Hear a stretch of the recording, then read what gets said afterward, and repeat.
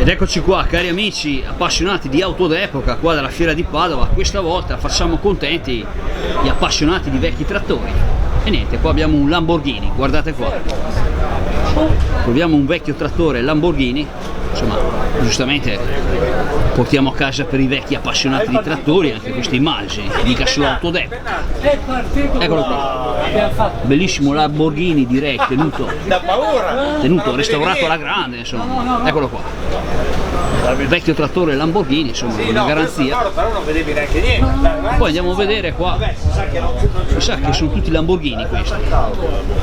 Eccolo qua, ragazzi, siamo nel padiglione, credo, Lamborghini qua. Eccolo qua, questo è in fase di restauro, insomma, non gli mancherebbe tanto, insomma, guardate qua. Vecchio Lamborghini c'è. Eccolo qua, lì, vediamo un altro Lamborghini. Ragazzi, spettacolo.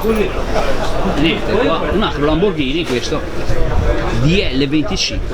Adesso ve lo faccio vedere meglio.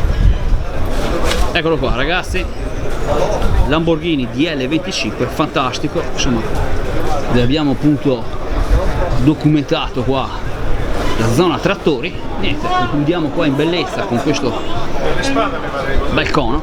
E poi guardate qua il carretto siciliano qua con gli aranci, insomma, che richiamano un po' la campagna, e giustamente ci devono portare alla luce questi vecchi trattori che sono qua appunto in esposizione e tenuti bene. Ragazzi, eccolo qua, Lamborghini, eccolo qua, spettacolo. Dai cantieri Riva Quarama, la prima mecenate che abbiamo organizzato. Niente, abbiamo documentato tutto, pare di sì, ragazzi. Poi vediamo un po' il posto guida, perché mi dimentico un po' tutto alle volte, Amici di vecchi trattori, dai, vi ho fatto contenti anche questa volta. Ha invitato me. Ciao a tutti e a presto. Spettacolo. C'era anche l'ingegnere il fondatore. Va bene, grazie, certo. D'accordo, ragazzi, qua amici appassionati di vecchi Lamborghini, ci siamo. Ciao a tutti.